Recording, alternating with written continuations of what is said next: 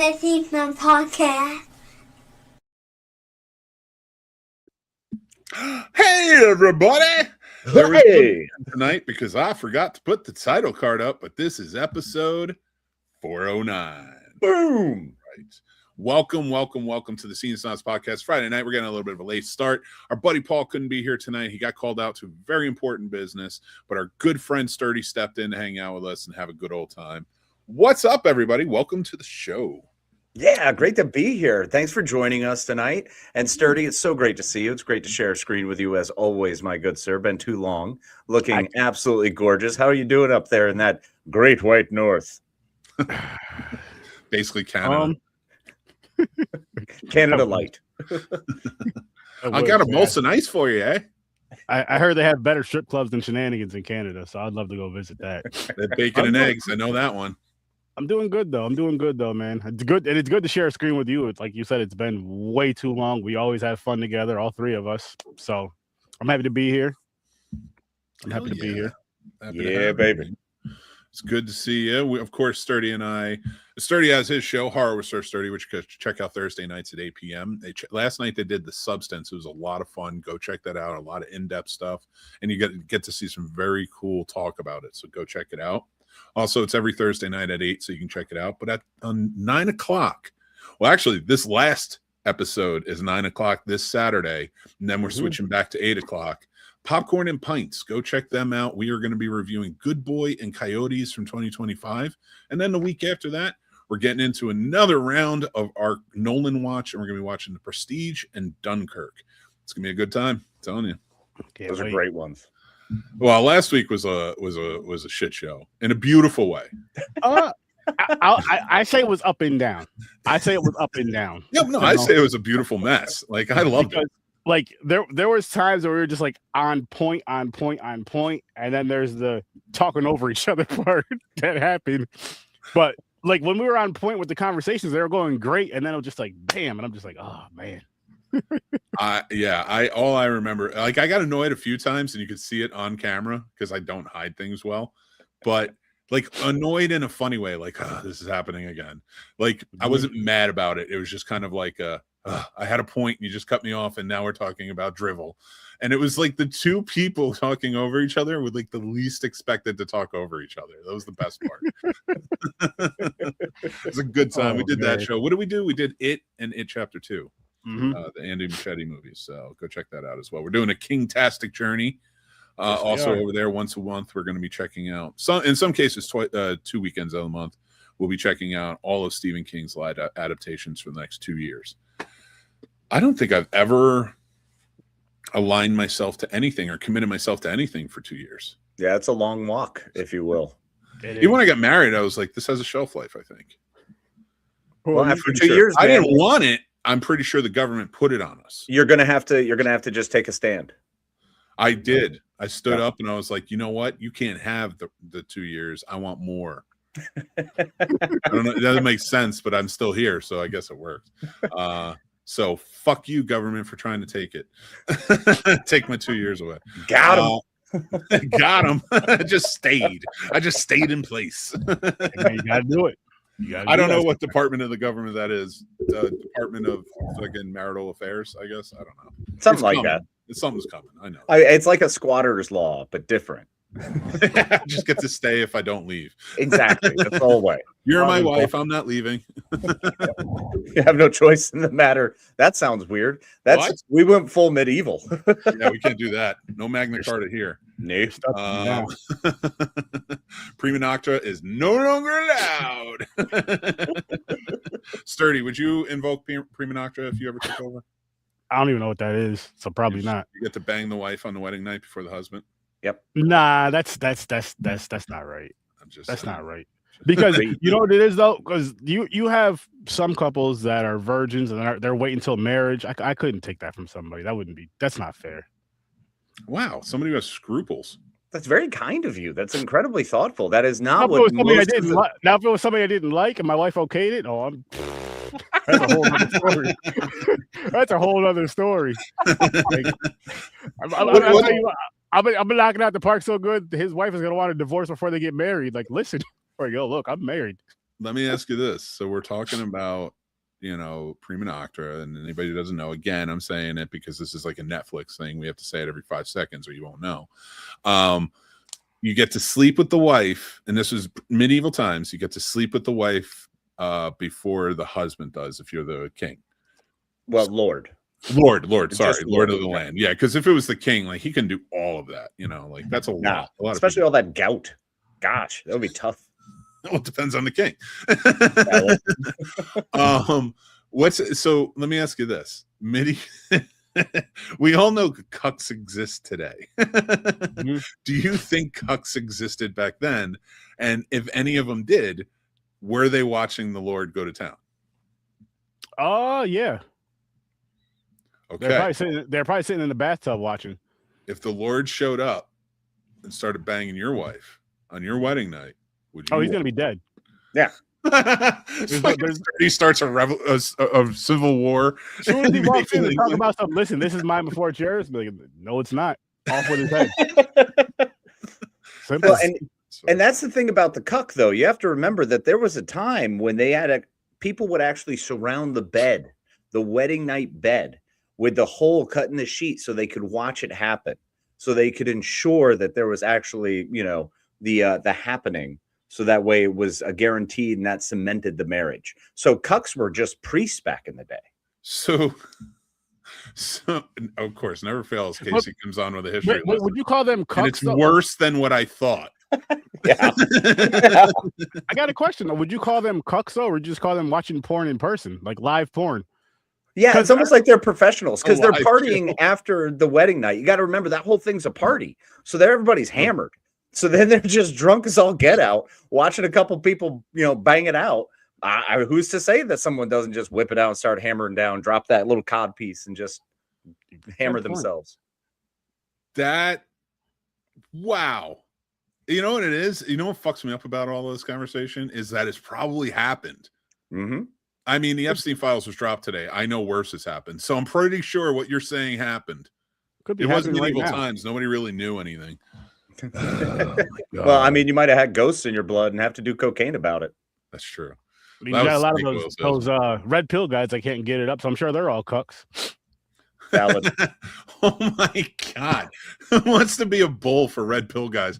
Oh, I'm sure there's a line. Listen, I'm saying a lot of them, they have a lot of them have attractive women and a lot of money. They just, their dick don't work. So it's like, hey, listen, she needs help. Or they're just very angry and they only have 2 inches. It's like Hedwig and the Angry Inch.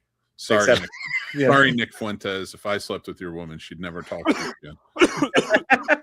She'd be like, oh my God, it's more than 2 inches? That's real? Those exist in the wild? Oh, Andrew, now I know why you had to sexually traffic, you fucking. Just imagine how much more upset he'd be if she found out she slept with a black man. Oh man. Allegedly. That's the other thing, though. How does it make them feel? Like at first, they're probably like, "This is great," and then all of a sudden, it's over, and they're like, "Well, now you're sullied." Dude, how did more women not kill men back in the day? It feels like they should have. Oh, poison was a big thing, buddy. Let's not. I feel like it should have been more, though. Are we 100% sure the Black Plague wasn't just a poisoning epidemic of men? Just bubonically pissed off women. That's what it really was. But they couldn't call it that. I mean, I'm not. All I'm saying is this fits in well with tonight's stuff. It does. Yes, fantastically so. There's a whole lot of nice guys back then and pieces of shit. Amen. But we have good guys as well. And we're going to get to that topic. But first, I say we do our top 5. How's everybody feeling about that? Let's rock it. All right, everybody. Our top 5 countdown of movie smartasses. I don't know if I spelled that right. Yeah, it works. Okay, good. I was pretty sure it was right, but I was like, I'm not going to check this. But yeah, so I thought it'd be fun. We're talking about good guys versus nice guys tonight on the show, and we're having a good time doing it. But I figured it'd be fun to talk about some of our favorite smartasses in movies. So with that being said, Sturdy, I know we kind of like brought you in last minute. Do you have a list ready? I do have a list. Now, one of them is not from a movie, but it's from one of my favorite shows. I'll accept. That is Dr. Perry Cox. Yes. Good one. Yes, Scrubs all day. I mean, like, Smart ass written all over. I almost used House. You could use like / use him. It's like the comedic version / the more serious version. Basically the same guy. Basically the same guy. Just one has a drug problem. That's absolutely true. One has a drinking problem, so it works out. Yeah, I mean, Cox is a drunkard. You're right. My favorite is, what was the episode where Cox made fun of House, where he hurts his foot and he's got to walk with the cane and he's like solving all the medical mysteries. That's a great one, yeah. Oh man, they did such a good job with it. Yeah, that was I think season 6. That was when they really were selling all the over the tops. So loved it. Yeah, great choice with Cox. I did go with movies. I'll kick us off for our next one. My number 5 is Sherlock Holmes, which is ironically is who House is based on. So I'm probably Cox somewhere. You Basil Rathbone on that one or RDJ? Basil Rathbone was great, and he was a good smartass. I'd probably go more RDJ, but there's a lot in between that really pulled it off well. I can't remember his name at the moment on the old TV show, The Adventures of Sherlock Holmes. He did a great job. He did. But he was very stoic in his manner. Absolutely. But also Benedict Cumberbatch. Yeah, Cumberbatch crushes it. And I do love Basil Rathbone because he was so much meaner. He was just cruel. You know, RDJ was at least funny and jovial. That's so true. What you got for number 5, sir? My number 5, I'm going a bit off the beaten path here. I went with one of my personal favorites played by Kristen Wiig. That is Annie Walker from Bridesmaids. That is a warm blanket for me of a movie. And she's just a jerk to everyone. She's a smart ass to everyone and always has something to say. And it's great. That's a good pull. I like that a lot. All right. Sturdy, what you got for 4? 4 is Kevin McAllister. Oh, it's a good one. And might we add for this one, rest in peace, Catherine O'Hara, who played his mom in Home Alone and so many amazing movies and TV shows. Rest in peace. Every Christopher Guest movie, she deserves to be seen, watched. If you haven't seen all of them, look them up, go check them out. They're brilliant. She's phenomenal. Lost a great one there. Yep. One of the best comedians of all time. For sure. Absolutely. I'm going to jump in with my number 4. Okay. I decided on Smokey from Friday. Oh, he was on my list, but I replaced him.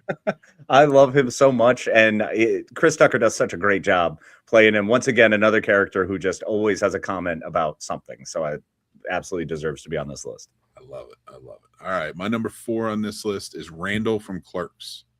Oh. It's I mean that one's a close touch.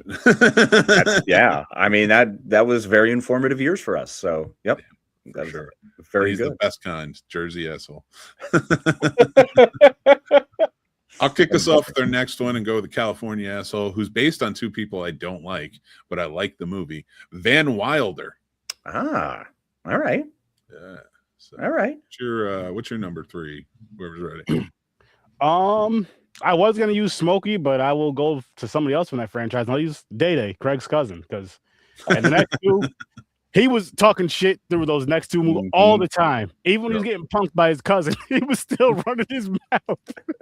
And Mike Epps, so good, man. He's so good, great. So fast, so funny. Yes. Agreed. Good choice. Number 3 for me, one of ours, which I'm pretty sure he's on your list, Mick. He was in the promo. Peter Venkman, Dr. Peter Venkman. Ooh, is my 3. That is a solid one. And with 2, I will say Dr. Peter Venkman is my choice for number 2. Excellent. So I like it. All right. Sturdy, what you got for 2? No, what you got, Sturdy? I have John Leguizamo's character from The Pest. Oh. So much fun. Oh my God. He won't shut the fuck up in that. What's funny is I think that's the first movie I seen him in, and I was just like, I gotta see more. This dude is hilarious. Yeah, and then you get Tu Wong Fu.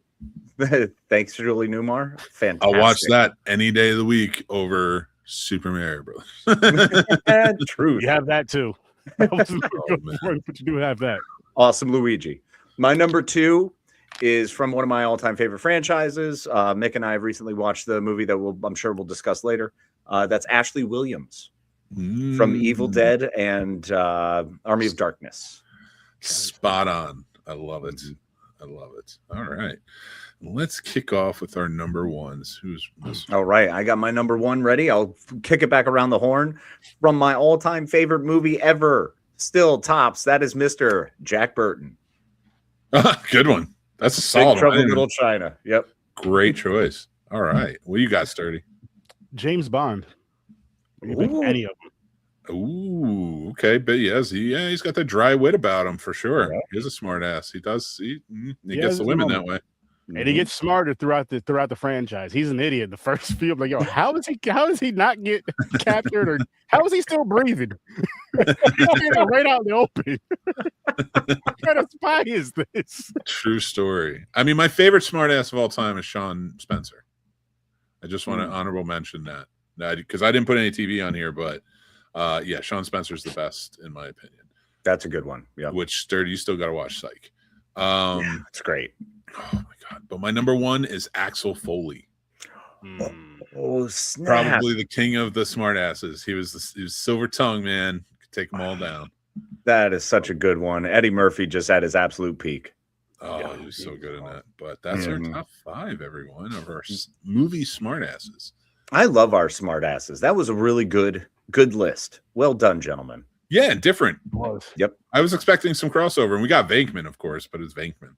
I mean, he's kind of a hero for us. He's gonna be all around. I mean, I was torn because I also had like Ron Burgundy, Frederick Frankenstein, Walter Sobchak. There's so many different ones that are brilliant smartasses who are also in the end a lot of good guys. True. Actually, I could have chose from It Chapter 1. Oh, Richie. Yes. Richie. Eddie too. Eddie was a good smartass too. And even when they were older, like Bill Hader was killing it in that. I mean, Richie was the strongest of them all. I liked Eddie a lot, but Eddie was definitely more angry when he was firing off, whereas Richie was just being a smartass. That was so good. Guys. So that actually leads us to our topic tonight, and it's good guys in movies versus nice guys in movies. And before we get started, I'm going to read off the definition I found of the two. In movies, good guys are characterized by strong principles, moral courage, and selfless actions, acting rightly regardless of popularity. Conversely, nice guys often prioritize superficial politeness, lack strong conviction, and frequently act with the expectation of reward or validation, often using niceness as a form of manipulation. With that being said, I thought, which is true in life, it's not just movies, but I feel like we've learned a lot of that from movies. So I thought it would be an interesting conversation to have tonight. Like knowing that and understanding the difference between nice guys and good guys, who are some that we can identify? And what is stuff that like maybe we've learned or we need to work on? Let's reach out to these red pill guys that are lost on the duckies and the other assholes, and the pain and gain type of guys. You know what I mean? That's fair. That's fair. This is one that's really been around with me for a long time. I was a big ducky guy back in the day from Pretty in Pink. I saw that avenue as being kind of what you needed to do to just be a genuinely nice person. So I never really saw it as being something that was transactional. I didn't deserve anything for my niceness. So I never saw myself as a good guy because I was also still willing. I'd done bad things. I do bad things. I don't always make the best decisions. I don't always act with the best level of integrity, or at least in those formative years. And then even in my 20s, growing in through that and figuring out that it's not about getting something. It's just about being that way. And then somehow just kind of landed this way. But that is one of the big things that does happen. And I think we were taught through our entertainment in the 80s was that by being the nice guy, you generally got some kind of payoff. And then when those nice guys would act angry, when they would get upset, when there would be some sort of outburst, that was generally where there was the biggest problem that I didn't understand. I couldn't correlate. I couldn't grasp that thought because I couldn't see myself fully having a understanding of why are they getting upset. They're not supposed to just get something because they are a certain way. You have to just be that way because you should be a good person. You should desire to do the right thing. And just because you do the wrong thing doesn't make you a bad person. You made a mistake. So these are the sort of things that come through life, through learning, and us as gentlemen in our 40s that we kind of have grown to understand. And I think is not being taught, is not being understood, and is not coming across when we have people who are nice guys who expect something in return, who go, hey, I did the right thing. Now I get my thing. That's not how it works. You just continue to do the right thing or you don't. So it's been interesting to see. And I think that's why specifically the John Hughes movies did not age well. I think that is a big part of that era that we grew up in, which is a great slice of life for the time and understanding the time, but at the same token is not the message that we need to be sending or receiving. It's funny you mentioned that, and to talk about like the John Hughes way of it. I think perfect, and we talked about Ducky, is Pretty in Pink because it has different variations on honestly what would be nice guys or jerks or assholes and such. There's no real good guy in it. Even the father who's suffering through something, and it played brilliantly by Harry Dean Stanton. I would say he's the closest to a good guy in the movie. Yeah, I mean, he's just doing the thing. He's doing the right thing by his child, and he's trying to consistently do the right thing. He's just, a human being. At first, he's not. He's too depressed, and she's taking care of him. But I think what makes him the good guy is that he heard her when they had their conversation, and in the mirror compared to all the other guys in her life.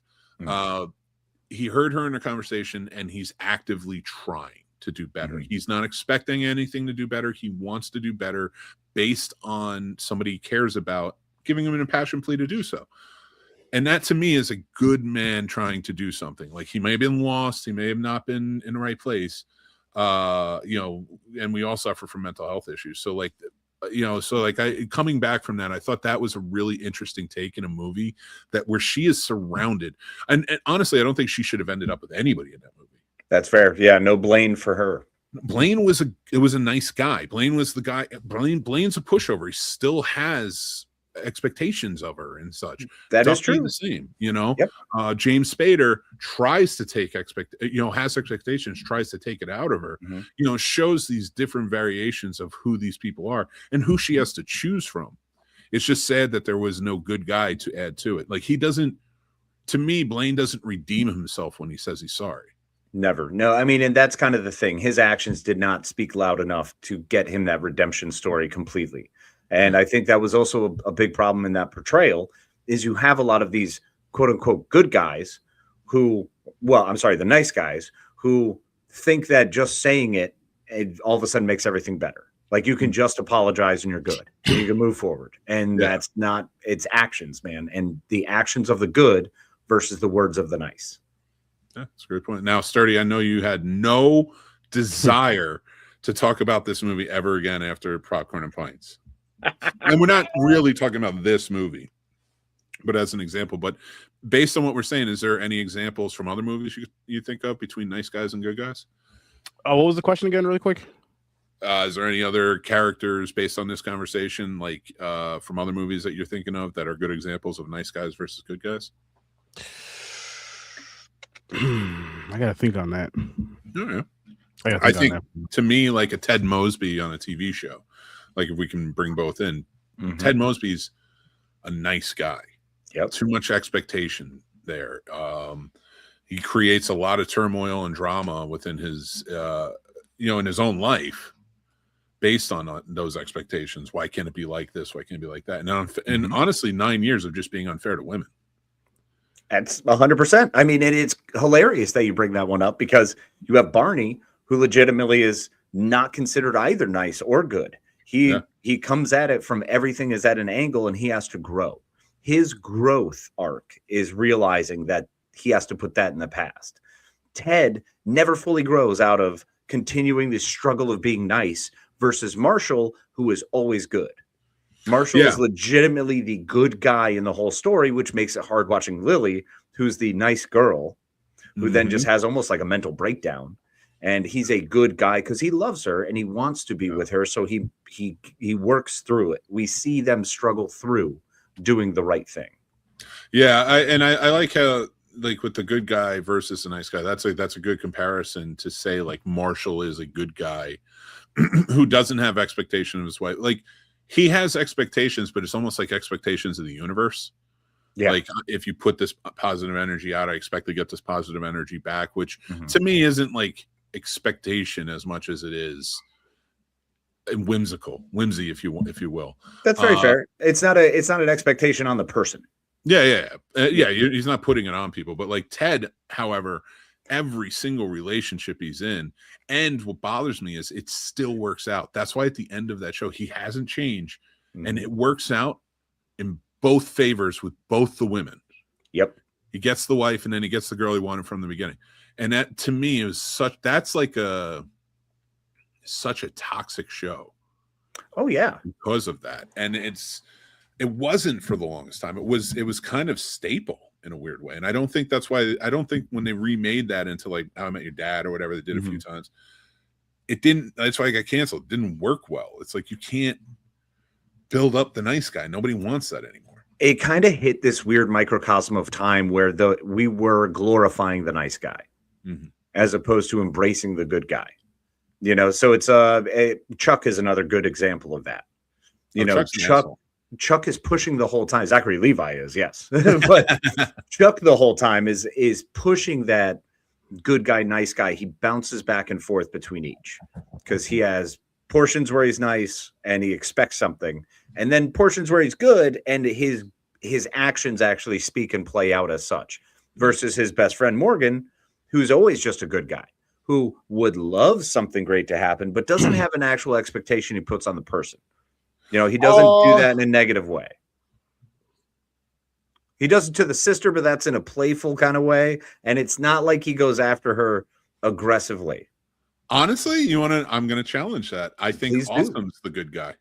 Oh, Awesome is the best guy. No, but if you take all of those characters, in my opinion. Yeah. Because Chuck's still, like, he's a nice guy but with good intentions. True. Yes. But there are times he does have certain expectations. Morgan, to me, tries to be the good guy. He actually has a good arc because he becomes like a gooder. He becomes a better person throughout. But in the beginning, the way he talks about women is terrible, disgusting. And like, I think that's just through writing. I mean, a lot of times, like, we have to remember, a lot of these good guys versus nice guys, the writers are writing because they think the nice guy is what the hero is. Of course. They don't understand the principle side of it. Now I think they do more and more. We see it in movies, but you know, the best good guy, in my opinion, is Aragorn. Oh, that's kind of like put a stop in it, man. Because I don't see. You're absolutely 100% correct. He does the thing. He stays away from the woman he's in love with. He is approached by another woman that he could very easily have feelings for, who clearly wants him. It makes more sense for him too. Correct. And he continues to move on with this is who I committed to. This is who I'm going to be with. And that's how he handles it. That's what he takes in stride. Not even just, that's what he did there. Not even just that, but like how he handles himself with everything. He keeps committed. He never demands expectation out of anybody. He only leads by example. Yeah. So like his whole life, and to inverse that to the TV, Ted Lasso. Well, Ted Lasso is absolutely the good guy who doesn't ever have an expectation of other people. Like, I think expectations, I think that's what we can kind of boil down part of this entire argument down to. Having an expectation is automatically setting you up for failure in any situation, because you're putting your own intentions and your own ideals into whatever is going to supposedly come out of another person's mouth, what we expect from other people for us. And having that expectation can then destroy a moment, and then we can overreact to it because it doesn't live up to what we thought it to be, as opposed to walking in and trusting in the situation and going with the flow and doing the right thing by choice, which sometimes is hard. Sometimes, but more often than not, doing the absolute right thing is hard. But setting no expectations, it's almost impossible. If I think I'm going to the store, I have an expectation that milk will be there. I have put an expectation on a thing, and that's not fair. I'm not part of the store. I don't know how this system works. I don't know if the truck's made it today. Yeah. So, there is that level of expectation, nice versus good. I think good accepts whatever situation is and goes with it. I think nice has expectations of what they think it should be. And when it doesn't live up to that, they get upset. There's a reaction. Yeah, I can agree with that, and I love that, and I, Johnny, you say here, no, the best good guy is Peter Parker. To add to that, he is a good guy. Mm-hmm. But in the instance of how we're talking about this, if we really think about it, being a good guy does not negate that you can do things that hurt your partner. And we're talking about more from the idea of a good guy, nice guy to women. And if we really think about Peter Parker, all too often, he is a good man with good intentions, but being with Mary Jane, being with Gwen Stacy, what did it cost them? Felicia Harding. Felicia Harding. He led them into his life, and now they may have been okay with it, but at times they weren't. There were times he wasn't there for his family. So does that make him not a good guy? No, but it doesn't make him a good partner either. That is a big difference too. Making him not a good partner is not necessarily making him a bad guy or a nice guy, because he doesn't have the expectation. He has the hope. I think he's driven more by, I hope Mary Jane stays with me. And then when he realizes that it's not going to work because he is more Spider-Man than Peter Parker in his life, that's when he goes to Felicia Harding and Black Cat. And that's when he sets her expectations, and then he drops her like a bad habit because Mary Jane says she wants him back and wants to try again. So he has these fluctuations of difficult times trying to do the right thing, and there's never a 100% correct answer. Yeah, because he's always trying to make people happy, which slips into the nice guy range. It does. It's not make him a nice guy, but it slips into the nice guy range, trying to please everybody. You can easily get frustrated that way, and we've seen Spider-Man get frustrated with expectation. You know who else gets upset with expectation? And I think this is a shockingly good one I hadn't considered before, was Eric from That 70s Show. There was something about this era of television and characters where everyone has this level of expectation of, well, I'm doing this for you, so you should do this for me. And his interactions with Donna very early on are set that way. Now, the difference is Donna is a strong woman who won't handle it, and he's willing to be submissive, to accept when she sets her boundaries, and he listens. Mm-hmm. But that doesn't say they don't go in with the expectation and make that same mistake. Yeah, that's fair. That's a good one. And what about you, Sturdy? What do you think about this? Like, what do you look for, like, when you're watching this? Can you spot the difference between nice guy, good guy, so to speak? I'm sure. See, now it's just because I'm just coming in here like kind of freestyling. I feel if I'm sitting down kind of watching and looking for it, yes. Off the top, I can't think of anything. As far as like a good guy, it's not actually a guy, it's a lion. And I'm thinking Mufasa. He's pure. Mm-hmm. He wants the best for his pride. He wants the best for his son. And even after he's gone, he still guides his son like, listen, this is the way you're supposed to do it. No expectations about how everybody else is going to think about you, how you're going to feel about you. You're the king. This is what you need to do.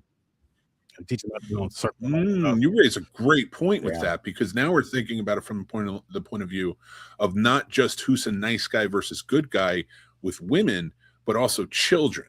Mm-hmm. Yeah. And, as a father, what kind of father are you going to be? Are you going to be a good one that wants to lead their children, or, be a role model for their children? Or do you want to be one of the nice guys who, as a kid, maybe is around bare minimum? Mm-hmm. And like, even when he, with the whole, when he went to the shadowy place, when Mufasa went there and saved him from that, yes, he talked to him about it, but he still made him comfortable and played with him. And then, everything like he had that speech with him, and just kind of, he was always there for him, which is very, very important. And it wasn't because he was being a nice guy. It's because that's just what he's supposed to do. He's a good guy, taking care of his responsibilities. And hey, it's a real trait of lions that I've read that I love, and I kind of incorporated into my upbringing of my children. Considering I have boys, like, I think it's important, especially, is the confidence builder. So supposedly lions will let their sons beat them up and pretend to be hurt to build that confidence for them, as they grow. And I love that. Now, I don't know if that could be completely fake. Who the fuck knows anymore? My last my son, he wants to be a zoologist. He'll tell me, but I don't know what's real when I read it or see it on like TikTok. Yeah. But like, I really like that. And like with my kids now, like when they're coming at me, I'll lose to them. I don't care. Mm-hmm. Because I don't need to win a fight to look like a big man to my kids. I don't even need to do it with anybody else out there. But like, when they see that happen, then they're going to realize, oh, Dad could kick my ass. Well, I mean, and that's a great point too. Like to Sturdy's point, the fact that if you're willing to do the right thing and be the good guy, if you're doing that with your children, I would like to use Malcolm in the Middle's dad. I can't remember his name right off the top of my head. Yeah. Hal, thank you. But Hal was a great one. You know, Hal legitimately did the thing, made the sacrifices, was there for his wife. The times that he would freak out was because he's frustrated, because it's almost getting pulled in so many directions. He's like, time out. I need a break too. Like, you know, I have work, and then I'm a dad, and then I'm trying to do everything for everyone and trying to be a husband. And it's kind of nice to see that versus the inverse of that, almost like a Phil Dunphy, you know, in Modern Family, where he's trying really hard to do the good thing, but also his character kind of comes across as a nice guy. He sets expectations that he's not able to live up to, and that's a lot of the conflict in that show from his perspective. And he sets expectations up on his wife and kids all the time, for sure. All the time. Uncle Phil is a good guy. Like, you figure, one, he takes in Will Smith, that character, the family he has to raise, and then like the things that Will and Carlton get themselves into, he may let them sit in it so they can learn from it, but he's always like, when they need him, I'm right fucking there. And it's not because it's because I'm dad, I'm here, this is my role, this is my responsibility. And I don't feel like that's being a nice guy thing, a nice guy thing, because like, this is my role, this is what I'm supposed to do. I'm expecting you to follow my rules, but you're kids. You're not going to do that shit at all. Come on. You have kids and you've been a kid. How many times have you not listened to your parents, or how many times have your kid just ignored everything you said? And he might be one of the best dads on ever. Oh, because like he really did. Like, as much as those kids got in trouble and such, he always connected with them. There was never a point, like, you never felt like he was done with them. Nope. I mean, even Hillary's entitlement, he still tried to nip it in the bud constantly. Like, that was really good. Like, Carlton had that sense of entitlement as well, but he tried to ground him, and Will being there helped ground him a lot. I mean, that first season, you see all the kids are kind of brats. But I remember Hillary's car accident. You know, he let her get hot from that heat. And then he stepped in when it was appropriate before she got burned. You know, he was always really good at that. That was an Uncle Phil quality. He let them get into trouble. They got themselves in trouble. He showed them the path out. And if they messed up again and didn't take it, he was like, okay, well, I'm not going to, you know, just leave you to your own devices. But at the same token, I'm going to hammer on you. And his lessons were always very well and very concise and great. You know, I mean, I think Jeffrey's more of a freaking nice guy than a good guy. In that Jeffrey's a hound dog when he wants to be. He is a hound dog, right? He's great. Good for him. But I was gonna say one other thing with Uncle Phil too. I mean, if you go to the episode where Will's meeting his father for the first time and his like adult life / teen years, when Will pushes Uncle Phil away and then his dad like walks out on him and Phil is right there, like, I got you. Yep. No judgments. None. At all. You know, he just keeps quiet and lets him feel his feelings and then does not judge him for it. I love that. And, you know, I mean, let's talk about, like, because I think, like, if you look at dads in movies, and there really truly are good dads, and you mostly see it in TV shows, right? But, like, you know, in both mediums, like, when you look at dads, you can tell, you have a good feeling of who's a good guy, who's a nice guy. How do they treat their wife? You know, how do they treat their kids? How are they, you know, like, who are they out there in the world, like, their integrity? And of course, ironically, who the king of dads, Bill Cosby and the Cosby Show. So I'm not getting into real life stuff, but what I'm saying is just that show, Heathcliff Huxtable. Yes. Not Bill Cosby. Heathcliff Huxtable. Yes. Was a good father. He was a good role model. Until the kids ate the barbecue sauce that was spiked. I think we need to leave that barbecue sauce alone, sir. That barbecue sauce, he didn't let the kids have, for one. That's true. All right. Listen, you got to just think of a food that you can make that makes your significant other just like want to just rip her clothes off. That's all that barbecue sauce was. That was just that flavorful. Like, I would have bottled that shit and brought it home. Like, yo, I got some of that barbecue sauce. You ready, baby? Let's lather up them ribs. Shit. It's like a little asterisk disclaimer on the back of the barbecue sauce. Like, your clothes will fall off after you Yep. use this. Yeah. It's just Just how like the it meat off the bone. Holler. Little did we know years later it was because they were passed out. Yeah. Well, Bill, that wasn't in the barbecue sauce. Again, that was Heathcliff. That wasn't Bill Cosby. There's a difference. that's fair. That's true. But while we're talking about that show, rest in peace, Malcolm Joel Warner. That one. Yeah, that one hurts. Another one, man. Another one. Yeah, he was a good guy, dude. Yeah, he was a legit good dude. Yeah, Good for his Awesome, community. Good for his. Like, Theo felt like a big brother. I don't care what Yeah. color you were. When you're watching that show, like you felt like you were related to that whole freaking family. Like, oh man, I wish my family had this kind of money. I already have a black dad. I just wish he had this money. Why can't you be a doctor, Dad? I mean, I very much felt like that Rudy character. I was that age. I was 7, 8, so that's kind of where I fit, and I had the younger sister because Raven was only 3 or 4. I don't even remember how old she was. So I remember watching that show and wishing I was black so I could be a member of the Cosby family. makes sense. Like I could show up and just be like, I'm one of your sons. I knew it why wasn't going to work because I looked more like the other little white kid in that show, the little chubby white kid running around. Well, that's why I related, because I was like the weird neighbor who would just come over and never seem to have anyone else around or anything else to do. So I was just the white neighbor guy coming over like, what's up, guys? I'd have been over there too every damn day. Yo, that's what I'm where saying. You going? It was good to all their friends too. They were good to all their friends. Like I was like, oh, the friends come over and the Cosbys love them too. Like and gave them life lessons. When necessary, gave them all life lessons when necessary between their own children or their friends. And I'm like, that's what's missing in this world now. Listen, it must have worked because Adam Sandler's still doing pretty good. Yep. Yeah. Good on him. I mean, that's another one. You know what? I'm going to give Adam Sandler a little bit of credit that his characters, although kind of one-dimensional and very basic, do all grow from nice to good in almost every movie he does.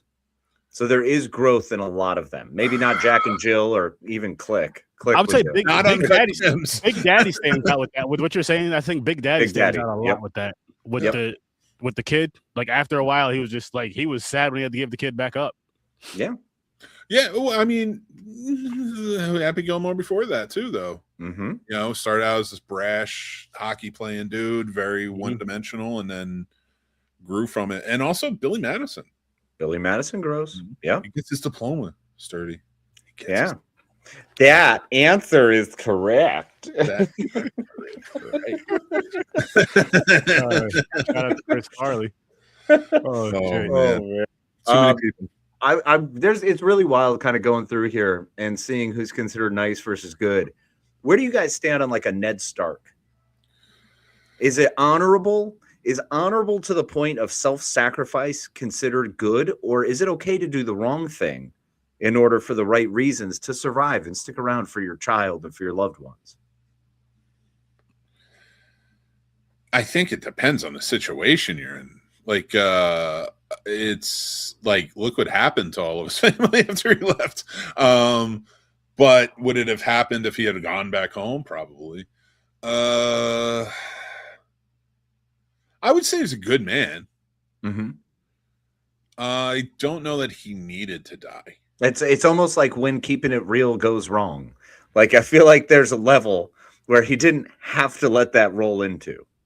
I feel like there's a point where you can be like, you know what, if I'm seeing, because that dude played 4D chess without a question. He saw the things. At some point, you just have to go, maybe I should just put this away because this will hurt my family. Yep. There is no out here. I would have been like, I'm going home later. You get a new hand. Pick somebody else. I want to go back to Winterfell. You do. Right. You. It's that show. Look how it ended. They had no idea what they were doing. Nah, that just fell apart. I mean, well, of course they didn't. There's no story. There's no book left. I did tell Jack, shave your head, and then we'll go as Egg and Sir Duncan. Amazing. That would be a good one. Come on, sturdy. Let's do it. You want to be my liege? I don't think so. I don't think so. That's very fair. That's a good answer. Awesome. All right. To Kill a Mockingbird. How about an Atticus Finch? Where does that land? Okay, so where does that land in today's landscape? Do we have anyone who's going to stand up that way? Or do we see anything coming forward? Yep. That ties into this point. What are you tying this into? I'm just I know curious. you're getting at. I'm just curious. Where in today's scope? I mean, if he lives in Minneapolis, I could tell you exactly where it would have been last Saturday. Because but like that's what they do to Atticus Finches out here in this timeline. I feel like there are certain levels now that it is more difficult to achieve because of our climate, that the nice guy's sense of entitlement has now reached a fever pitch, and they want the damn thing because they deserve the darn thing because they were nice one time to a guy in a like parking lot. Or I love well, I didn't do the bad thing to you, therefore I deserve the good thing. Yeah, dude. Listen, I'm not saying I've never been a nice guy. Of course I have. I think growing up that way, especially I did. But like you make stupid choices, you act ridiculously, and it's not right. There's a lot of expectation, and I'm glad I grew up. I'm glad I got past it. I'm glad I can teach my children, and like that's a big thing for me is like teach my children not to be that way. Don't have expectations on anyone, especially women. And the other things I've learned along the way, I could go over it as well. Like, what are you talking about? Wasn't Atticus a horrible racist and Ghost Set of Watchmen? I don't remember. Atticus wasn't in there. I don't even know what Ghost Set of Watchmen is. Is that from Watchmen? I don't remember. I don't know. Don't call Atticus a racist. He defended, what was it, Tom? I haven't read that book in years. I haven't seen that movie in a while. No, he wasn't. So here's the other thing. Atticus Finch, you've got to remember there's also being a product of your time. So it's difficult for us to look back through the lens of history and judge people based on today. I think it's unfair to do it. It's different times we live in. You can be a good person of the time, and we can look back at you and call you a piece of trash. I can look back on Romans and say, oh, they had slaves, so they were terrible people. Well, I mean, look at what the actual slavery was then. Look at what people were doing in the 50s. You're being a jerk to whoever's on the other side of the tracks. If you're being rude and hurtful to them, maybe you're not as good a guy as you think, but you're good to your community. So it's all through the lens of who's perceiving you. Here's what I'm going to say. Fuck that sequel. Because it was written in 2015, and who knows if Harper Lee is even sound mind and body. She might be looking back being like, you know what? Those black people. And it's like, whoa, you wrote How to Kill a Mockingbird. What are you talking about? I see it. I know.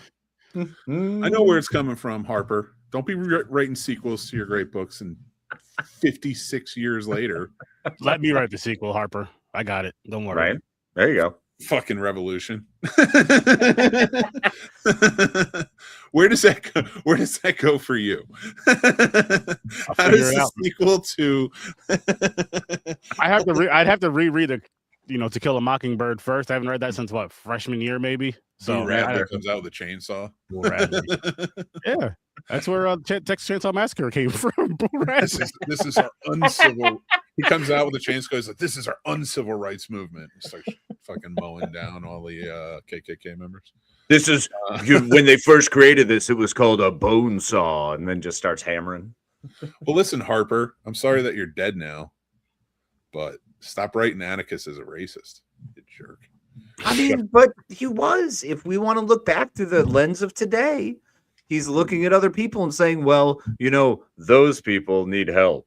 Like there's a diminutive factor to it. It's a diminishing person. You know what I'm saying? So that's sure at that time. And for what the character they were trying to write. And in order to get us a story, we're seeing rising up out of that. And how, the mob rule is a bad idea, yada, yada, yada. Same thing with young Mr. Lincoln.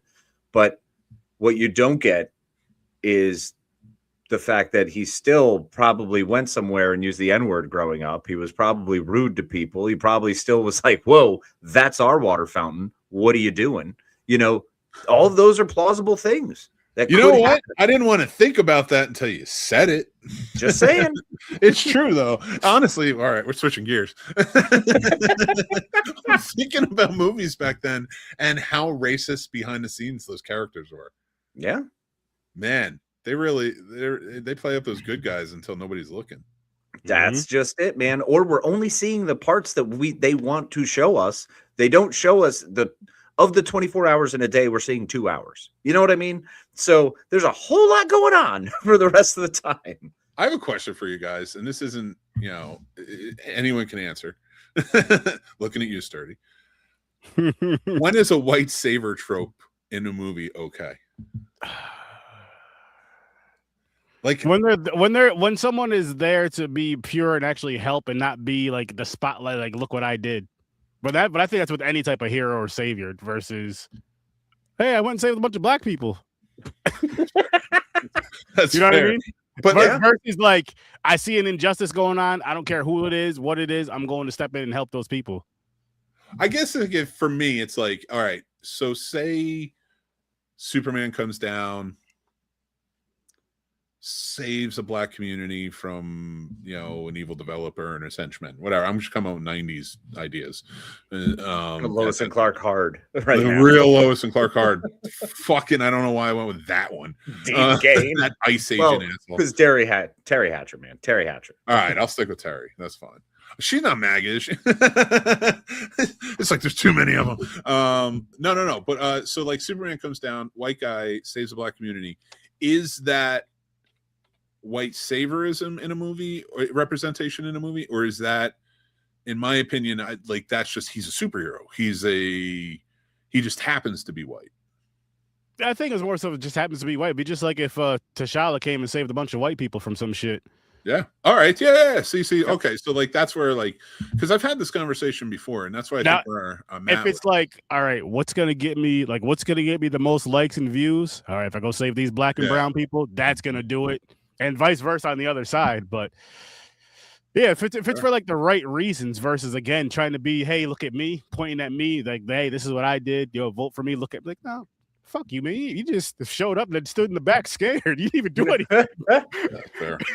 I mean, I kind of look at it this way. If you have someone who goes to, let's say, the Apache Nation, and they say, hey, I've got some tactics that will help you fight this cavalry that's about to chase you down, and they help them do that and escape and get away with fewer losses or able to repel an attack and get out of the way, that to me is an acceptable version of it.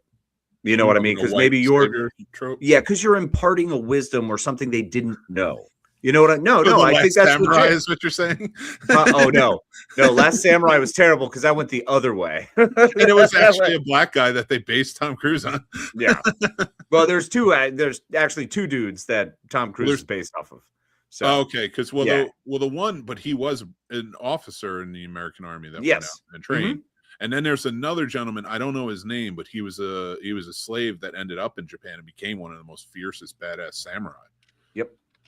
I can't think during that same time, that was all towards the end. I don't know whether it was that time. It's crazy to me that samurai they're not gone that long ago. No, it's 150 years. Yeah, maybe at most. That's wild. Like there were still samurai swords in World War II. Yeah. Well, I mean, that was back to the emperor. Yeah, that was still a thing. That was an honorable thing. I mean, that was a status symbol, and it was. It was handed out. That's what the officers got. Thank you, Johnny. Yeah. Yasuke. Yeah, I'm not saying it that way because I will say it wrong, and then that's cultural appropriation. That's such a cool ass name, man. Right? As Americans, we have some boring ass names. Our names suck. Boring as shit. We do. We do have some boring ass names. That's true. But we have to, you know what it is? Like our language is boring. That too. Yeah.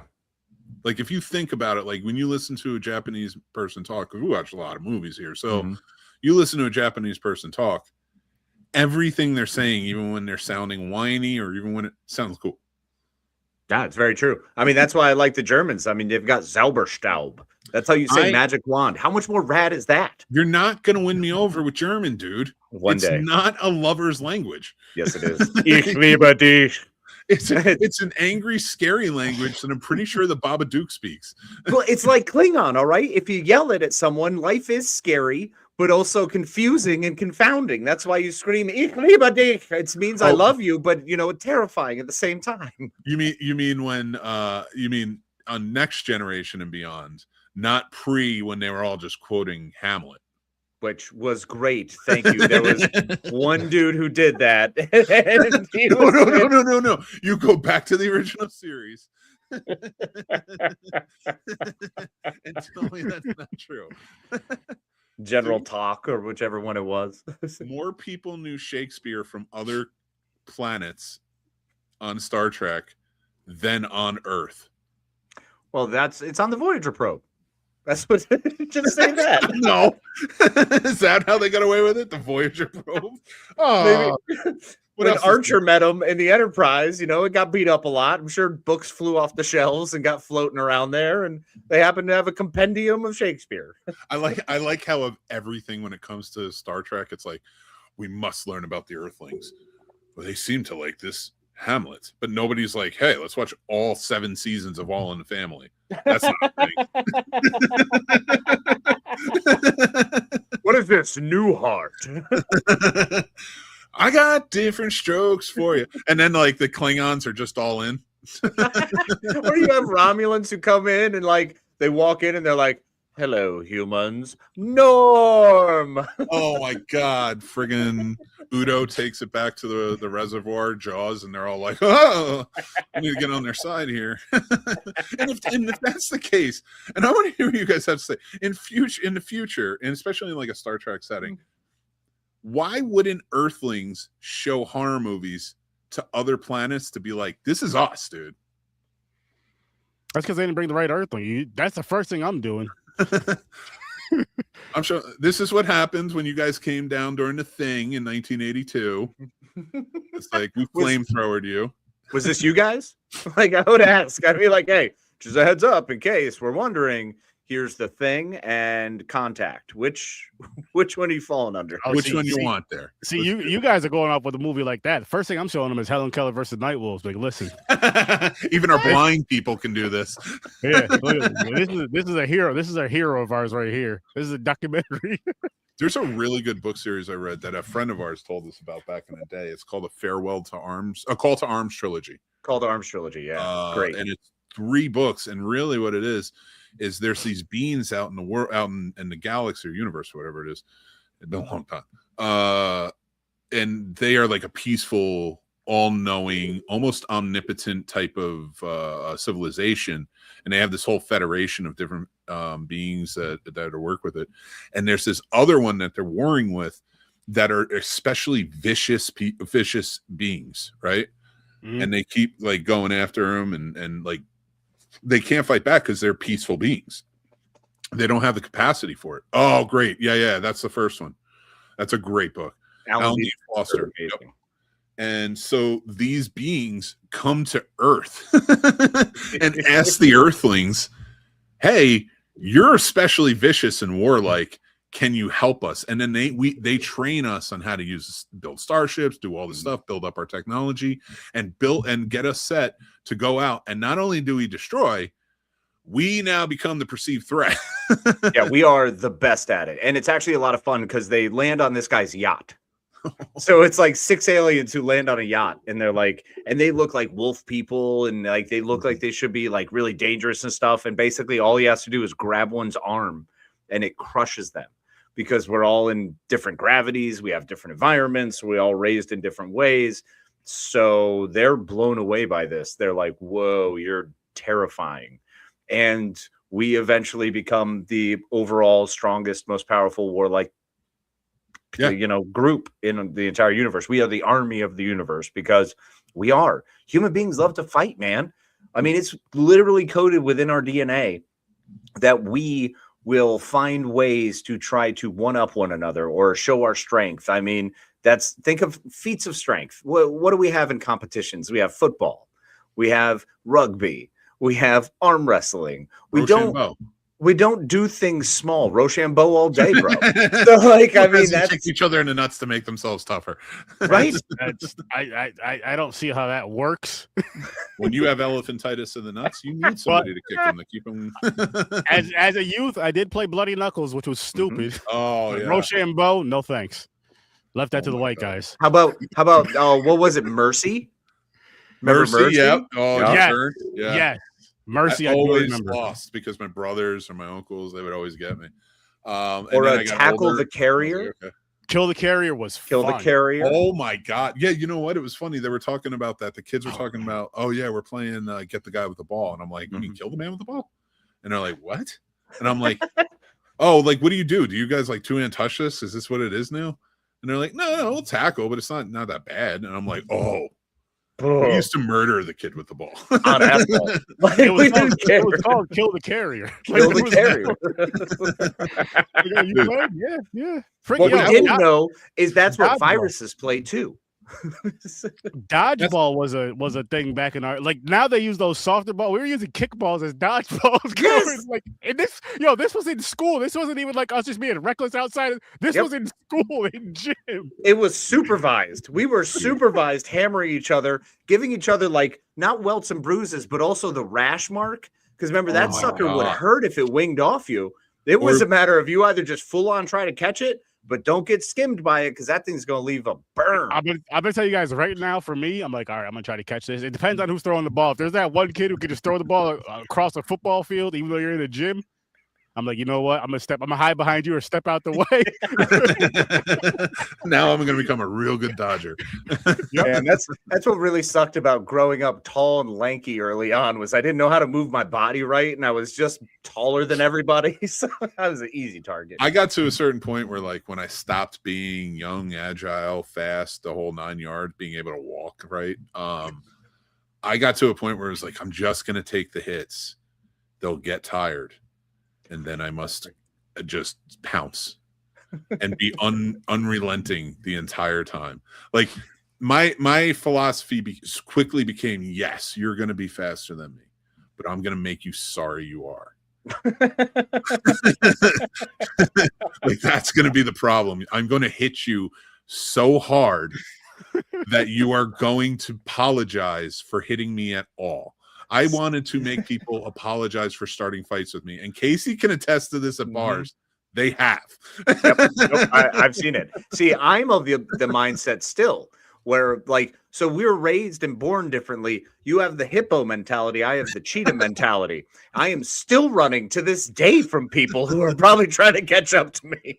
I am 1,000% a fucking bear. I will. Hippos, it works though. No, I would say more rhino. Like I'm just. Yeah, like, you know what? Yeah, piss because me off, I'm rhinos, coming. hippos will Um, come at you no matter what. And I'm Yeah. horny all Hippos the are time. but hippos are more agile than rhinos that can see better. Mm-hmm. That's even more apt because I That's see why right Mick's in a front of rhino. me. Yeah. I will never fight you, my son. I will never fight you. Hey, it's somebody. No, I'm not saying I was the toughest by any means. Like there are Oh, plenty no. of people who couldn't. Like you get a good knockout on me, I'm done. Yeah. But if you don't knock me out, I have no other reason to live but to end you. I That's think one really of what us comes should, down to. with this whole celebrity boxing thing, Mick. I think one of us should box Mike Tyson within the next 3 years. Nope. I'll tell you what. UFC, whatever, at the White House. Here's my challenge. Just put me up against some of these other content creators that are assholes on your side. Was it the older millennial?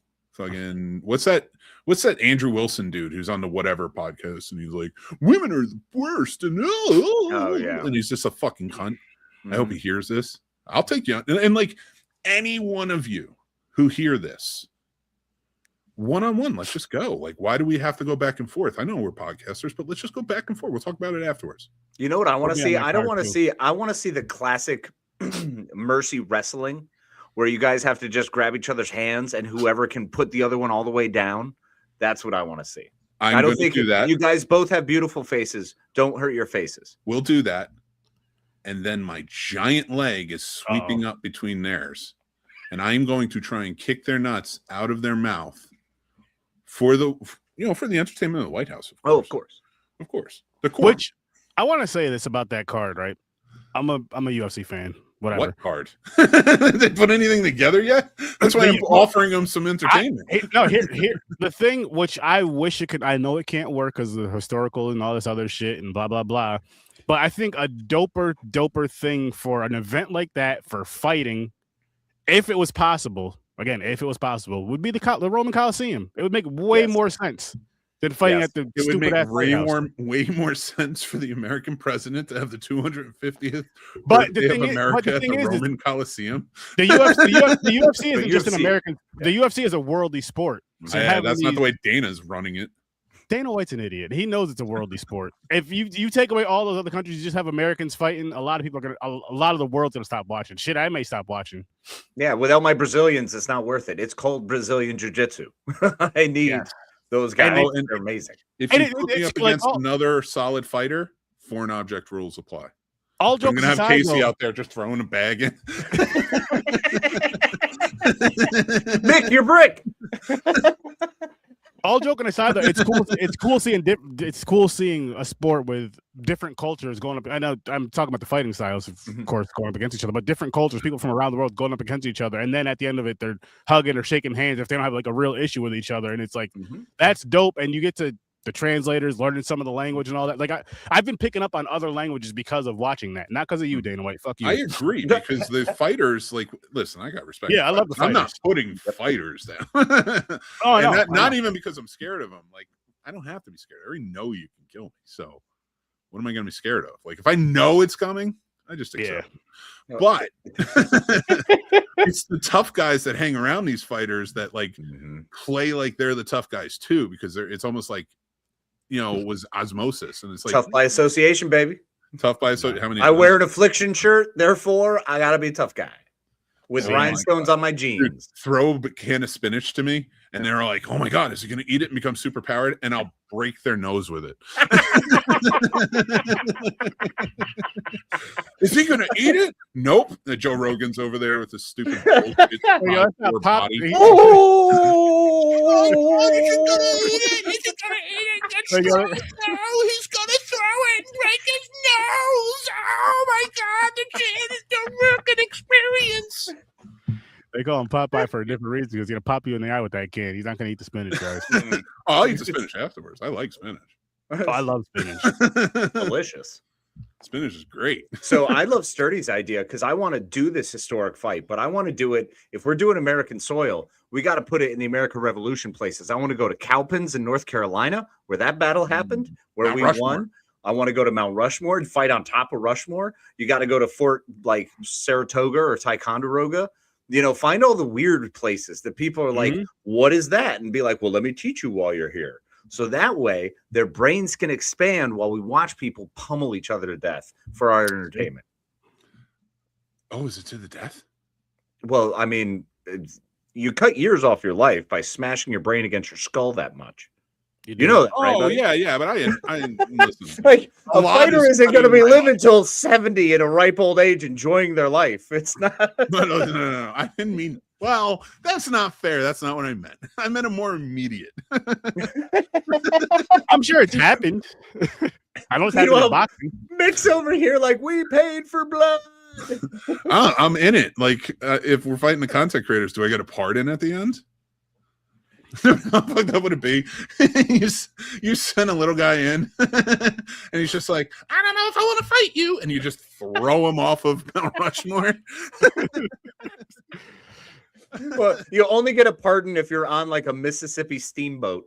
you got to do it like in an old school way. That's the only way it works. So you have to go in with like a seersucker suit and talk about your sweet tea and how excited y'all to see everyone just hammer on each other.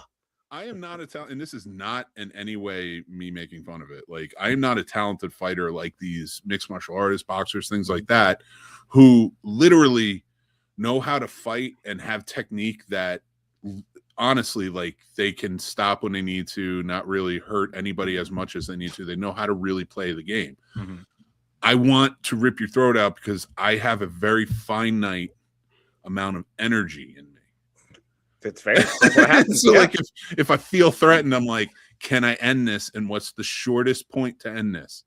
And knocking out doesn't always work. No. It's a lot harder than you think. But yes, a Kumite on the Mississippi. I think we got something going here. Mississippi for the fourth. We're gonna tune in as one monstrous man takes on 4 content creators. Or what if we do it? where we face everyone off in like Yellowstone. So there's a chance of a bear or bison attack mid fight. Oh my god! Now every time I'm like, don't kirk out. Or we go to the desert and have you guys fight where there's potential like snake could be rolling up on you or something. Oh yeah, we throw the wildlife of the local area, like a scorpion could be in there.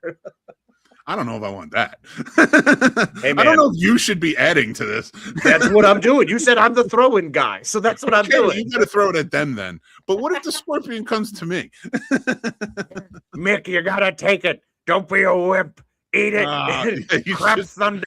He's acting like Mickey the whole fucking time over in the end. Just like, You're a bum, Mick. It's because Mickey loves you. I'm like, what? Rip his eye out. Stop quoting different things. And start going, man. Like there's all the Burgess Meredith characters. You know how fun that would be to commentate? Sturdy with Joe Rogan and whoever the fuck the other kind of. No, it wouldn't be Joe Rogan. It'd be me, Casey, and a bunch of other people we know. Just going to say a bunch of wild shit that has nothing to do with anything. Nope. And here he is. Looks like he's a fallen media about to blow up and take out the next Ticonderoga. While I'm beating them up, you need to be making fun of all the other liberal, like fucking rage baiters and shit, and just be like, "You think you're for America? Fuck you, kids." It looks like Mick's got the classic armbar hold. Speaking of which, have you guys seen the Space Shuttle Challenger explosion? Happy 40 years, I guess. I don't know. What are we talking about here? Exactly. That's the idea. Who cares? Maybe I'm the brain damage. Happy anniversary. You think sports takes are wild now? Wait till you hear us go. We're gonna be better than Tony Romo. Jim, you ever eaten a football? I break two guys' kneecaps, and you're like, Dorf in UFC. This is like that Tom Cruise movie, Far and Away. I love that. Where's Nicole Kidman? Bad Irish accents and all. Yes, the Australian playing Irish is still my favorite. Oh my God. He's in there so deep, I think he loves him. Like, what the fuck?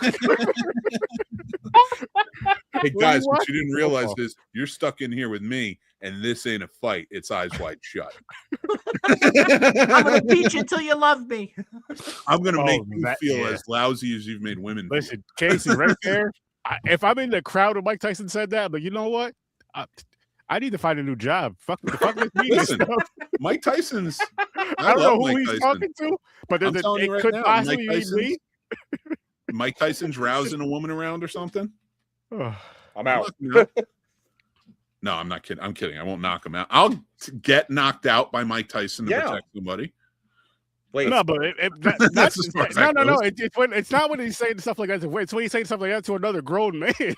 Yes, yeah, that's it. That dude. I'm gonna make love to you. Love me. That's what are you gonna do? You gotta leave.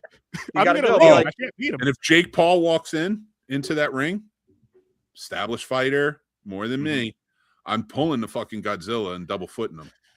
Jake Paul? Right back out that gate. I'm just going to run at him and then like lay out and like just throw my body at him. Your best bet if Jake Paul is pulling in is to get him in the parking lot. You know, it's like that classic line from A Knight's Tale when he's like, "Oh, if you want to beat that man, I would recommend you do it with a stick while he slept." No, what you do is as he's walking through the gate, you run as hard as you can and jump and double kick that gate. So maybe break something, and then you're already on top. Nice. I like it. I would just scream for security. There's a lot of bigger guys. We've seen what their security does. Fair. Oh, it's effective. Fucking effective to piss people off. Yeah. Well, now I'm just thinking of all the different places I want these fights to happen. Like the St. Louis Arch would be great, but not like under the arch as a nice backdrop. I want it on top. I want real freaking like actual someone could die from this. What about some romantic spots? Ooh, Griffith Observatory, the Space Needle. How about a tunnel of love on a giant swan? About it's a small world. Yes. Oh my God, Space Mountain, baby. Taking it all away. Oh God, you'd have to fight in like a shopping mall somewhere. Oh, Mall of America. There you go. With Tiffany playing the soundtrack the whole time, and Debbie Gibson. You need all of the girls and guys. Well, who was New Kids on the Block during that mall tour era? Was that a thing? I think so. I don't remember who Yeah. everybody was. I think wasn't MC Hammer at for a short time? Like in Yes, the mall? he was. You know what? Him and New Edition. Oh yeah, for sure. New Edition. Get Bobby out there I heard MC Hammer's not someone you want to mess with. I don't want to mess with MC Hammer because he's too legit to quit. Yeah, but that was like the only time somebody said that and meant it. The only time he was like, "Good luck." Hi. Mick, I feel like you should get some Hammer pins. Anytime you want to prove a point to your wife and kids, you got to put those on and start dancing like him. Just like shuffling side to side. Yeah, just say your point the whole time. Don't stop until they agree. But It's just like they're berating me because I did something wrong, and I'm like, can't touch this, and then I just leave the room. Like, damn right, hammer time. Oh my why is he gosh. doing this? Where are you going? It's hammer time. Like, what is Hammer time? What is he doing? He has a doctor's appointment. Like the Eddie Murphy. Time for the joke. finger wave. He's like, the moonwalk is the dumbest shit, the dumbest dance, God. because what are you gonna say? Hey, baby, you want to dance? See you later. Oh man, Oh, or my battling in Niagara Falls. That could be fun. That could be fun. Yeah. That could be really fun. Yeah. Or hitting each other up by like Sleepless in Seattle style on top of the Empire State Building. What are the most American towns to do it in? Yeah, I do like that too. Most American towns. Like Orson. Amarillo, Texas. That's the one. That's the one. Memphis, Tennessee. All right, you really need to stop quoting country songs as I ask this question. They're not always right. Boise, Idaho. There's a lot of people agreeing with you right now. I know. Because they know I'm right. Jackson Hole, Wyoming. Oh my God. No. What about Jersey City, New Jersey? That's the Really? most I mean, American- who came from there? I mean, what, Bruce Springsteen? Who's that guy? First of all, you leave Bruce alone. He wrote a beautiful protest song for Minneapolis, and I loved it. Was it Born in the USA? I think I've heard that before. No. That's just a great song. Sorry. Dancing in the Dark. I know. That's protesting New Jersey.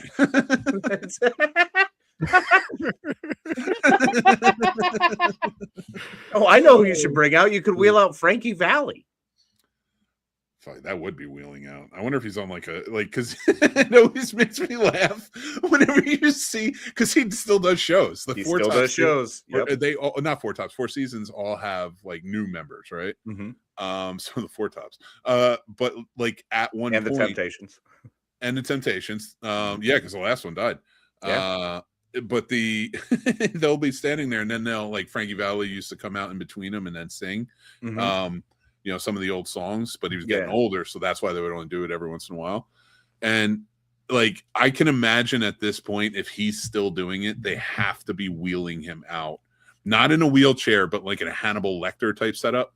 Yeah, I saw something where he did it like 2 years ago, and it was really sad. I legitimately felt bad. I was like, I know he loves it. Tony Bennett did it right up to the end. Tony Bennett still loved to come out and sing. And it's like, if they love it, I get it. But it kind of reaches a point where it's like, is it neglect or abuse? Like, I don't know. Like, is it okay? What if they don't know where they are? What if they really think it's still 1972? I feel like if they're not all there mentally, it's wrong. But if they're all there mentally and physically they're not there, and they're just like, listen, I'm gonna keep doing this. Yep. That's like, keep doing it.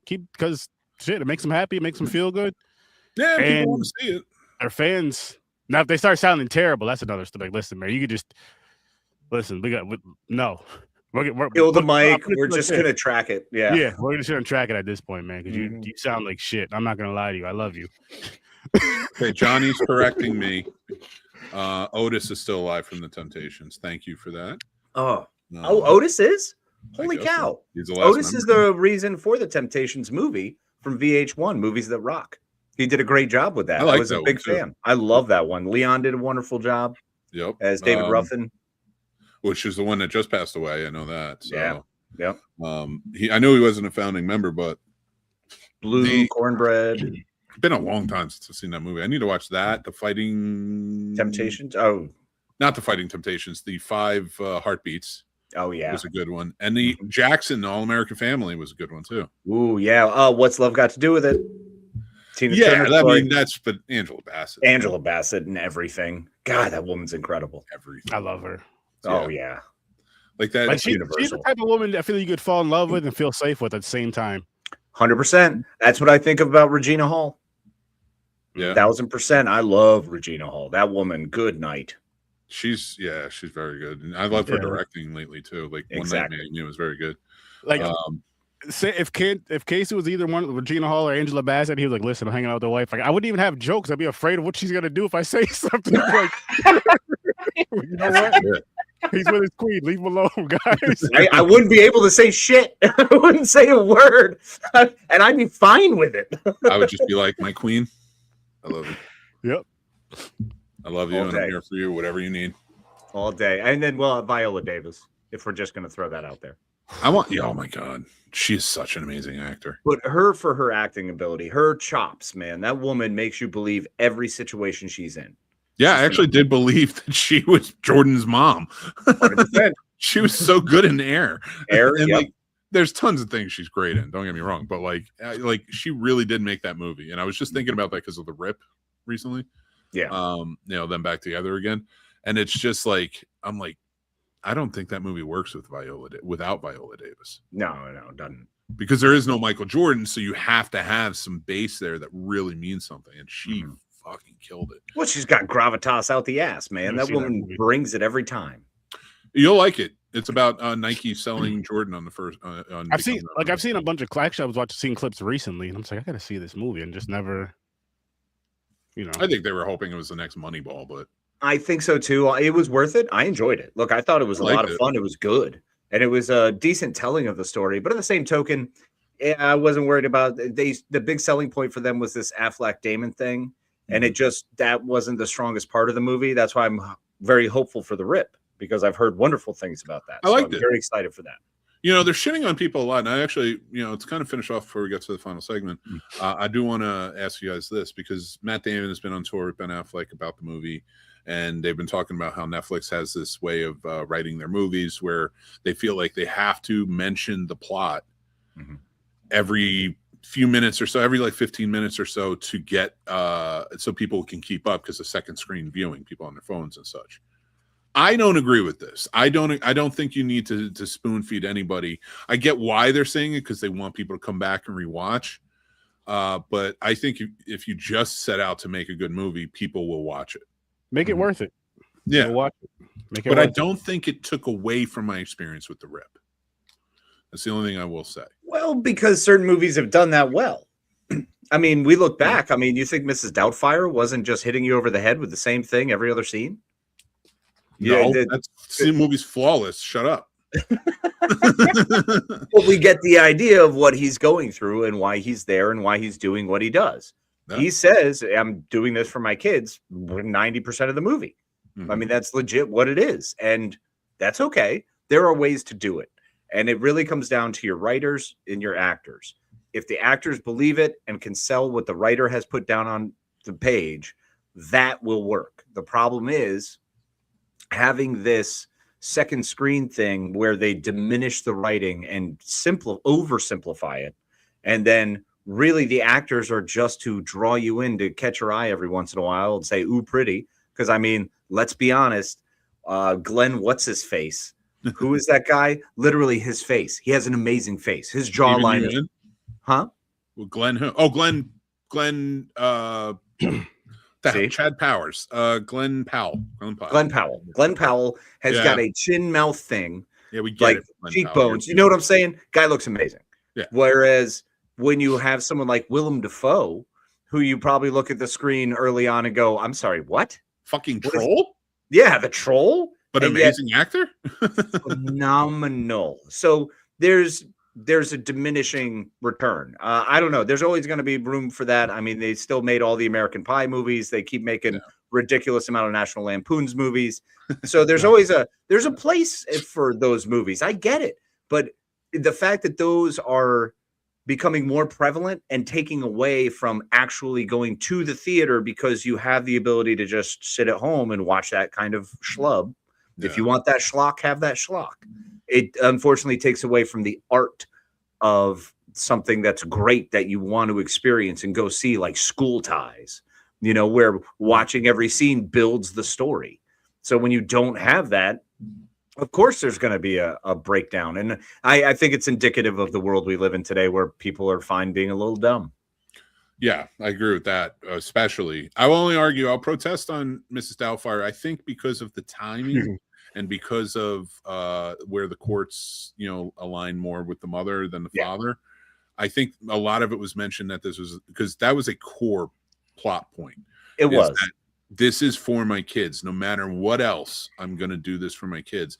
And I think repeating that, but the creative way in which they did that is they also made you see it and feel it. That is true. That is fair. They gave Sally Field a lot of respect and decency for being a working mother. They did a good job of that.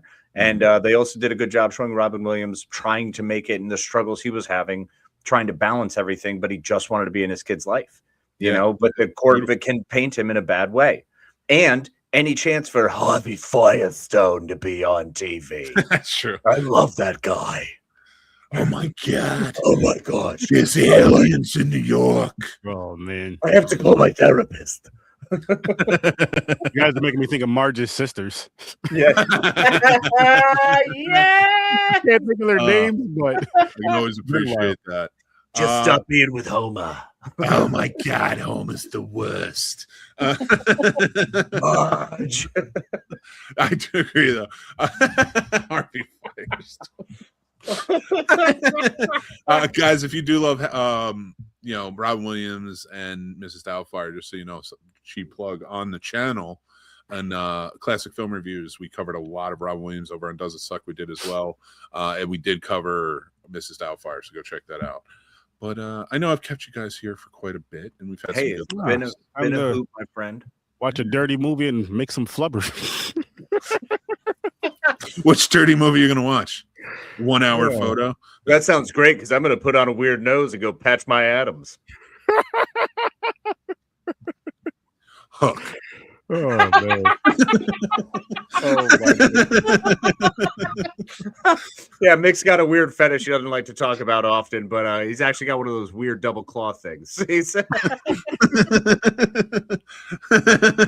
Shove it up my ass during the fight, and we'll all win.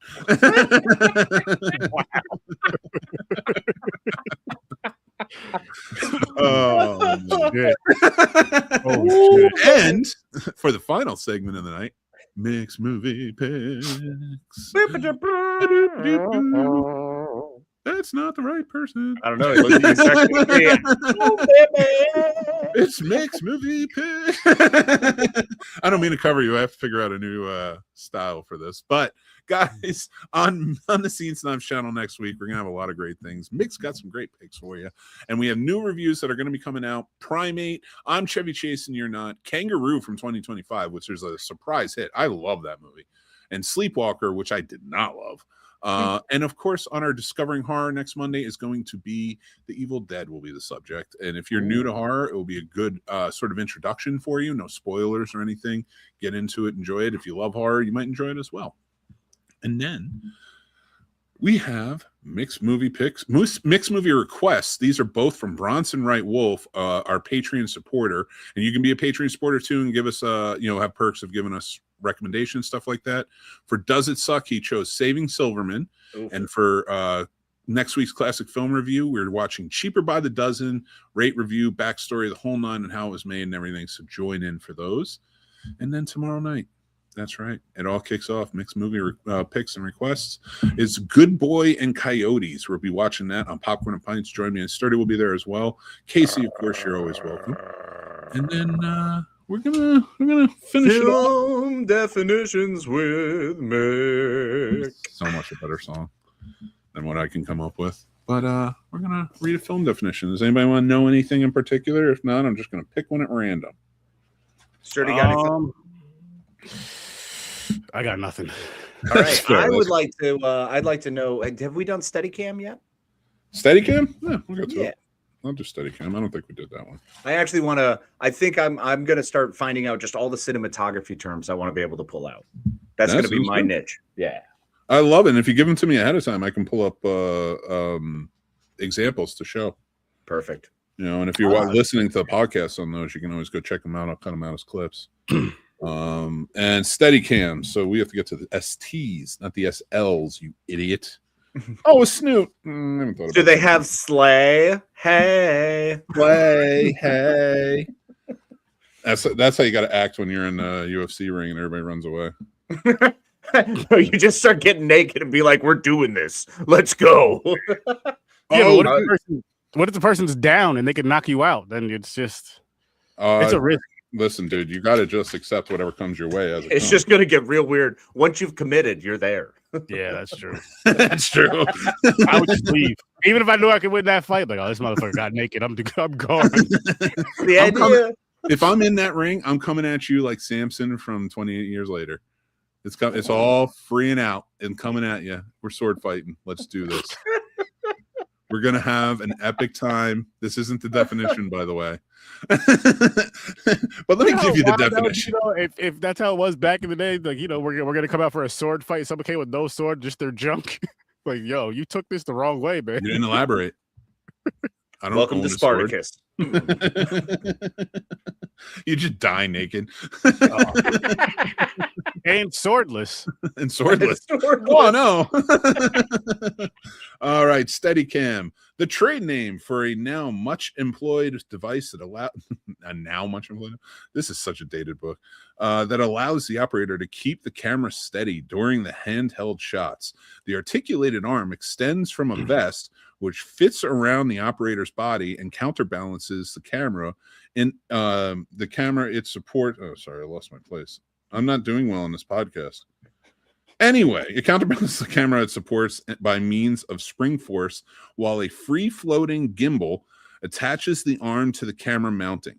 A video viewfinder and a monitor allow for the operator to perceive the shots with relative ease. The Steadicam permits the operator to move about freely over rough terrain and into areas where tracks cannot be placed for a dolly. The device was employed with some striking visual results in Stanley Kubrick's The Shining. Yeah, no, they have some great shots in that. And I love how in recent years, and when I say recent years, in all of filmmaking, stuntmen are starting to work more with camera too, to get more of those stunt shots. And I've loved it. I think it's such a great marriage between the two. That's dope. We haven't done Fluffer yet. And it is ironic that I called you the Fluffer of Cleveland earlier. The Cleveland Fluffer, I think I said. Oh my God. Ridiculous. So there's some irony to this. But that is why am I still big? Get out of here. I don't want to be big anymore. Get out of here. I don't want to be big anymore. I want to say this one like got off the rails. And I love it. We miss you, Paul, for not being here, for sure. Keep loving the magic of movies, like he always says. I'm going to say it for. But before we go, Sturdy, you want to say anything to say? Tell us about your shows and what's coming up. Paul, I gotta say this. I was the chocolate stepping for you tonight, but like Mick did say, tomorrow night is our last night at 9:00 of Popcorn and Pints. We're bumping down to 8 starting in February. We are reviewing the movie Good Boy and Coyotes from 2025. So make sure you guys tune in for that. We have a very unique. That's the nice way to say it. We have a very unique bunch of guys that we all do love movies. Things get out of hand, but you are guaranteed to have a great time when you tune in. And then next Thursday, make sure you guys pull up Horror Research 30, 8:00 Eastern Time, Sturdo Vision on YouTube, Horror Research 30 everywhere else where you listen to podcasts. I forgot what we're reviewing off the top. Oh no, I didn't. The Long Walk. We're reviewing The Long Walk, which came out last year over on Horror Research 30. We are doing 2025 horror films. There's about 32 of them left. So tune in for that as well. And I'm going to tell you guys right now, Popcorn and Pints and Horror Research 30 are both spoiler shows. They have been that since they've both started, but I'm saying that now, and I'll continue to say that. I'll start putting it in the description so people don't cry and complain. But they're spoiler shows unless somebody says us something they say otherwise. Other than that, it's a spoiler show, so I don't have to say it during the live. Spoiler. Tune in. You're going to have a great time. I promise that. And as always with the Scene Snobs, we don't always spoil things here. We have a 3-year rule unless otherwise said, and that we're going to spoil. We try really hard. We try really hard. It doesn't. We're pretty successful 99.9% of the time, but just like a condom, sometimes we break. In Sicario, that's why I'm here, because of a broken condom. Boom. Woo! Feel like Bruce Willis was dead the whole time. shout out to Bruce Willis. Oh. Yes. Shout out to Bruce Willis. How did that garbage book not mention Vasquez's aliens? Right? Vasquez all day. In the Sixth Sense, I've been in my head for the past few years. I keep hearing Stuttering Stanley. I'm like, where the hell did I get this from? It's not from it, because there's a kid named Staley in that. So I had to Google it. It was from The Sixth Sense. I haven't seen that movie since I was about 15 years old, but that's the only part that stands out. Stuttering Stanley. Again, the tough kid from New Kids on the Block. Oh my gosh. Casey, got anything you want to add, man? Yeah, absolutely, my friends. This has been the best of times. It's great to have you again here, Stirred. It's so great to hang out and share a screen with you. I hope I can jump over to Popcorn and Pints here one of these days and actually get clear on a Saturday. It'd be great, but I don't want to be a Jacob the Liar. So all I have to say is that I love and appreciate all y'all. Thank you so much for anyone who tuned in and hung out with us and managed to weather the storm that is this wild thing we like to call life. We're trying to do it together and trying to keep each other on the up. So remember to take care of yourselves, take care of each other, and always, always, always live with respect and be the good person. Be kind to yourself, be kind to each other. I like that. Word. Guys, this has been a real club paradise. That's all I'm saying. So I've really appreciated all of you being here, hanging out with us. It's my heart flutters like a fern gully, I'll tell you. But I will say that was a stretch. I will say thank you guys again for joining. Please subscribe to the channel. We're really building it out. We're trying to make this a thing. Give a real go to it. And if you want to support the channel, head over to our Patreon. We do have free tiers that have some perks, but we have paid tiers as well. And all goes back into running this beautiful thing. I want to build it out bigger and better as we grow. We want to start taking this on the road. We have Gaypocalypse, Hunters Against Hate in August up in Michigan. I would love to make it out to that. Yes. There's other conventions that we might be able to get to. I'm not kidding about the strip club tour, the F the Grifters tour at the strip club. I would love to do it. We need sponsors. So if anybody wants to sponsor the F the Grifters tour, where we go to strip clubs and it's not about sex, it's about fun. Exactly. It could make you a man of the year. No, for sure. But honestly, and I do want to say this really quick. Sorry to cut you off, Mick. I believe ScareCon's in September. I'm going to try to be back there with Horror Search 30. I used to be there every year, and I miss going there. And that was the first con I went to bringing my podcast, and they showed me a lot of love and still do. So I'm going to try to get on the road again, too, with the Horror Search 30 and all that good stuff. And hopefully me and the Scene Snobs can meet up again, because that's going to be a good time. Oh, gosh. Oh, man. We need to do some more panels again. That's always trouble. If we're on, listen, next con we're at, I'm telling you right now, and I still wish that last con we were at together, I was on that panel with you about the whole podcasting thing, or starting a podcast, because it would have been so much better and so much more coherent. All right, I gotta tell them this story. I gotta tell them the story before we leave. So we were on it was one year when Sturd was there. It wasn't last year. It was last year. We had quite the hoot too. And we can get into those when Paul's around. But Sturdy, so I always running around doing a panel or something, you know what it was. And they had one that they stuck me in that was podcasting 101 or something like that. And it was one of the other guys who had another podcast that was there, nice guy or whatever. And I felt bad because I felt like I'm stepping on toes. And I told him, I was like, I'm not the guy who should talk about podcasting with other podcasters, because I tell people don't do it. You know, like you're like, what are you doing? Like I'm 14 years of doing this. Like I'm actively tired of people who don't know what the fuck they're talking about. So, you know, so like, and I'm not saying that was like that guy or anything. Like they have a really good podcast, Arcane Carolinas.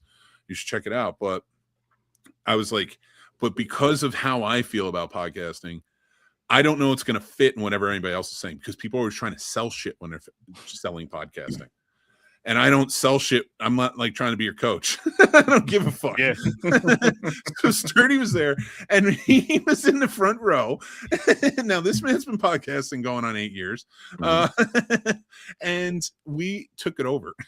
Every time the guy said, and we didn't mean to, but every time the guy said something, I was like, and like he said it definitively, and there were people out in the crowd who were like, we really want to start one, blah blah blah. And I'm like, no, that's not how I feel about this. Is what you need to.